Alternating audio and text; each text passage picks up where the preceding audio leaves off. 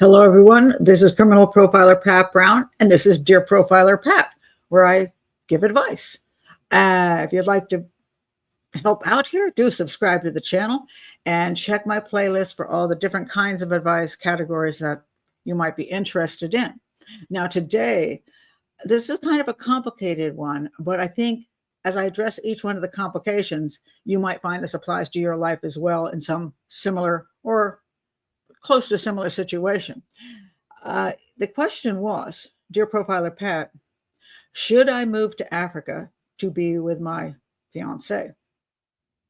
All right. Here we go. Let me read the letter. And I wanted to get to this one right away because this particular woman needs to make a decision and she's confused, and I get why she's confused. So here we go. Dear Profiler Pat, should I move? I've been in a relationship with my fiance in total for 4 years, with long distance being 3.5 of those years. I originally met him in the US. When he moved back to Africa, we applied for a K-1 visa and he had his interview. For now, it's denied because we had to apply for this waiver because he had previously overstayed a visitor's visa. So according to the US CIS, it could take 2 years for it to get approved. We finally hired an immigration lawyer to file for it to be expedited, but it's unlikely it will. My question is, my fiance wants me to move to Africa while we wait the possible 2 years for the waiver to be approved, or it might never get approved. My children are 18 and 20, so they are no longer living with me, but I will have my first grandchild next August. In order to move to Africa for 2 years, I would have to sell my house, so I would have money to live on. I love my fiance so much, and I want to be with him. I have visited him in Africa 3 times, and I think I could live there for 2 years. I'm so confused. I don't know what to do. I don't think I can do the long distance thing much longer because it's stressful. What do I do? I'm sure you could give me some good advice on the situation. Well, I'm glad you think that. Okay, lots of issues here. Okay, let's start with, how long have you been in a relationship with him that you were actually near him? And the answer is 6 months. You've been in a 4-year relationship, but much of that was distance, internet, and that's just not the same thing as being with somebody together. I always say you should be with somebody for 2 years before you make a decision to get married, right? And that's a person who's in your area that you can see all the time. Not somebody who's far, far away. Now, let me say this up front, because there are people who say, well, you know, I met my person online and I flew out to meet them, got married, and we're been happy for the last 10 years. Those things happen. But more times it doesn't happen. And then disaster occurs. So you want to be cautious. You've only actually known him 6 months out of the 4 years. Now, you say you met him here and he was on a visitor's visa, it seems. I'm not sure. You didn't say he was you're 40. Next thing I don't know is, how old is he? Younger? Older? What's the situation there? How did you meet? And why was he on a visitor's? Why did he overstay a visitor's visa? That's concerning right there. When you know your visa is up, you got to get the heck out. And when you overstay it, you know you're going to ruin future possibilities. Why was he overstaying his visa? Why was he making an unwise choice?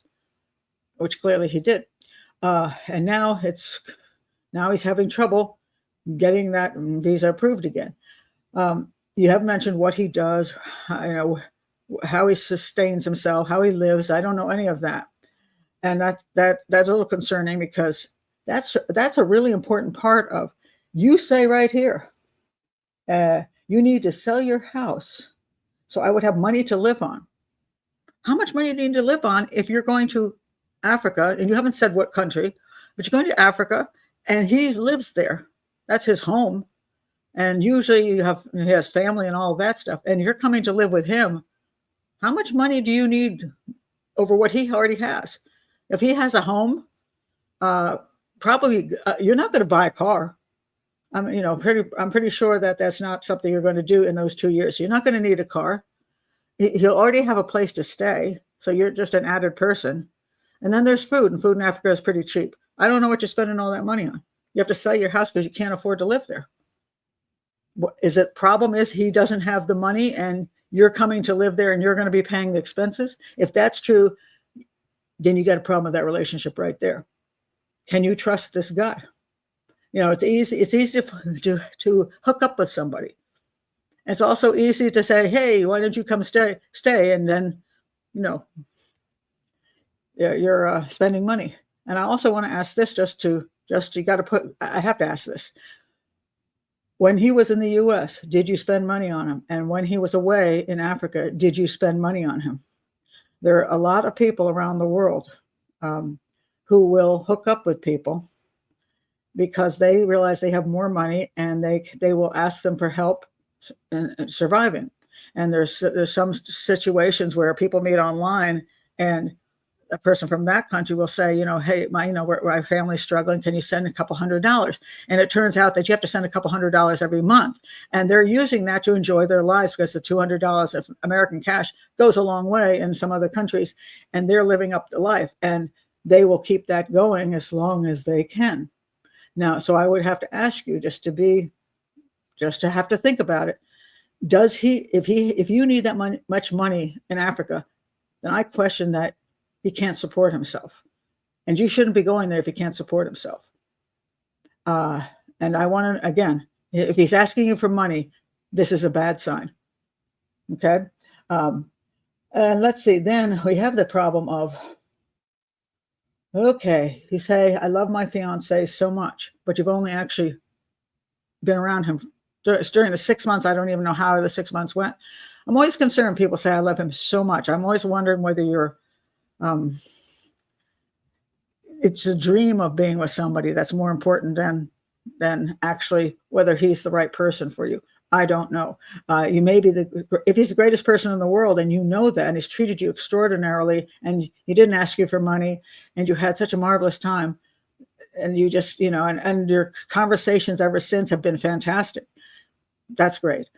So if you're going to move there, next thing you want to do is you want to know, say how much, if he's got himself a job, if he's living a decent life, what about his family? Will his family being accepting of you coming to Africa and being a part of their family system? That's really important. So you want to work out those issues that you're not being used for money. That's just a reality. But if you're not being used for money, well then there may be really something there. And he's like, he screwed up with the visa thing. And now he really wants to be with you. And he can't be with you if you're in the US and he's in Africa someplace. I get that because I understand that you wouldn't want that 2-year separation either. You've already been through, well, apparently a whole long time. So, and as long as you weren't sending him money during that time, again, if you sent money during that time, then he's a grifter and he's taken advantage of you and you should never move there. But if you never gave him any money and he just hung in there because he really likes you, loves you, then he might be the guy. All right. Next, in order to move to Africa for 2 years, I'd have to sell my house. All right. Yeah, for the money to live on. Again, I'm questioning that because I know that it's not that expensive to live there if you're living with somebody who already lives there. I know that. I've been in Africa, I've been in West Africa, spent a lot of time in India. I know I can go to India and live for $300 a month by myself. That I can get that cheaper rent and the food is amazing. And then I just take rickshaws. I probably could live in India for $5,000 for an entire year. I wouldn't have to sell a house. Now, if you're moving to Paris, you got to sell your house. So I don't know where he lives in Africa too. It depends on the location he lives in Africa, whether it's an expensive area or whether it's something a place that's rents are pretty cheap and food is pretty cheap. It all depends. Now you say you've been there before. So you've been there 3 times, which is good. You visited the location in Africa that he's at. So I think you would have met his family then. I hope you met his family. You should have met his family. I don't know how long you spent each time you went. Did you spend a week or did you spend a month? How much time did you spend there? And you got along well while you were there and you got to see, theoretically, you should have gotten to see where he lives and know that he can take care of himself and not need you for that. But the selling of the house, I question a lot because I just don't understand why you need that much money. Now, let's say I'm really trying to figure out why you need that much money. Now, you may not be able to maintain a house here in the US, having to deal with the taxes and who's, the house just sitting empty. You could rent the house. There's an idea. Rent the house while you're gone. Find somebody to move into the place, and then you have income coming in. So that would be something you could definitely live on any place. The other choice is if you just don't need the house because your two kids they're already on their own, and now you've got too big a house anyway. You're one person in a house. I got rid of my house when I was in a 250-year-old house that had five bedrooms and a bunch of fireplaces, and it was costing a fortune. It was just me. It was ridiculous. I loved the house dearly. My kids grew up there. 35 years was in the house, but it became pointless. And so I moved, and now I'm in a 900 square foot place, which is much more appropriate. Your kids are gone. How big a place do you need? Maybe you're better off in a condo. So maybe if you have so much money locked up in the house, you sell that, you can keep that money, go off to Africa for 2 years, and come back and buy yourself something more reasonable to live in. So that would be cheaper. And the money you save from the house to the condo or whatever you're buying, or the big house to the smaller house, you can use that to live on for 2 years. So that makes a lot more sense. Now, the next thing you say is, my children are 18 and 20, so no longer living with you, but you're going to have your first grandchild next August. Okay. So you have this grandchild coming up, and their children are young. They're 18 and 20. They're almost teen. Well, 18 is the teen. That's a teen. 20-year-old isn't very old either. So in a sense, you're leaving your two teenage kids on their own to go off to Africa, and it's a long way away. So it's not like you're living, in the next city and you can roll in every other week. You're there to help them. Yes, you can do it on the phone. You can FaceTime them. I think that, yeah, but they're very young, very young. Now, my kids are in their 40s. If I go off and live in India, they're good. They're good. They're taking care of themselves. They don't need me, except my granddaughter's here. So I do. My daughter would like me to stay for my granddaughter, and she's right next door. So, I spend a lot of time with her, picking her up from school, taking her to soccer, doing all those things that you do with a grandchild. And I did watch her when she was a baby. So is your daughter or son who's having this baby in August 100% self-sufficient and doesn't need your help in any way, shape, or form? And are they thrilled about this concept? You just go off to Africa for 2 years?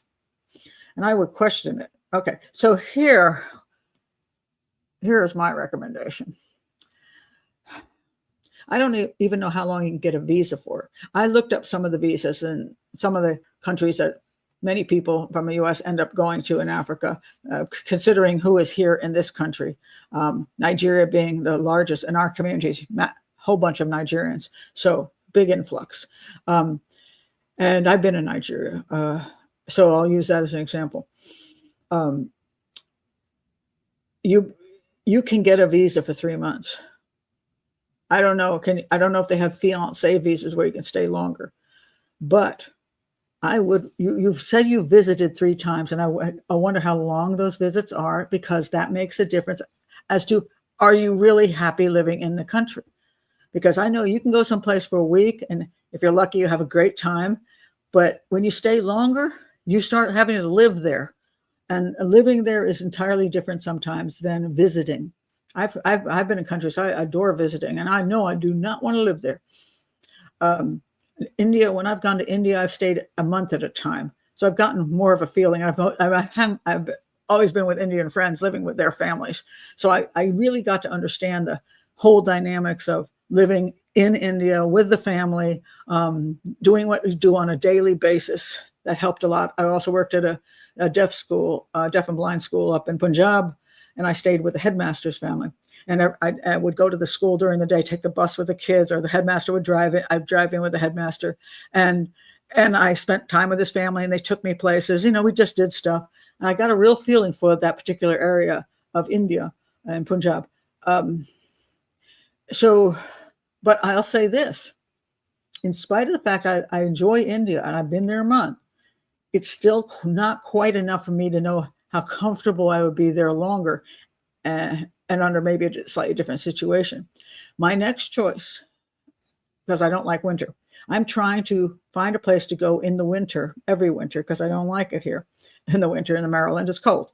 It's dark. I'm looking at places where I'm going to want to go stay 3 months, because 3 months is your honeymoon period ends early-ish. So you get a feeling of what it's really like to live there.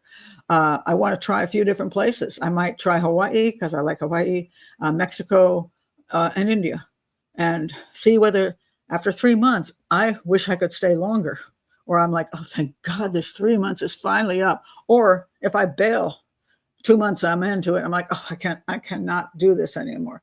And I bail and just change my plane ticket and come home. So I recommend, since the baby is not going to be born until at least August, if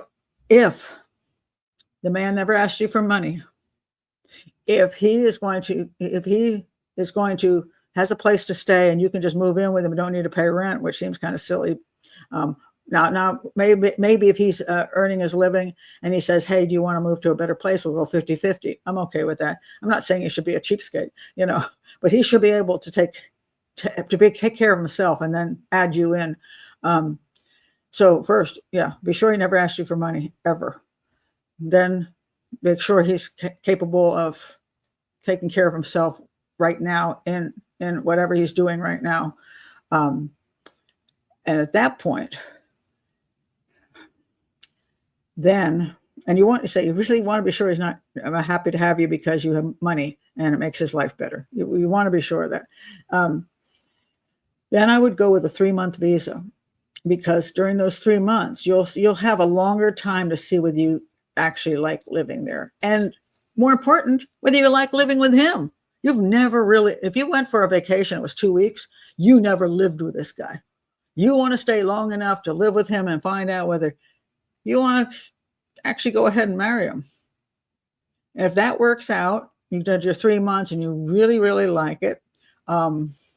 Let's see, what depending on when you go, let's say you went, I'm thinking of the baby being born. If your children don't need you at all, which I find odd at 18 and 20, and the baby, then you could possibly stay longer. If it's a visitor's visa, I say a lot of these places are 3 months. I don't know if you can pull it into 6 months.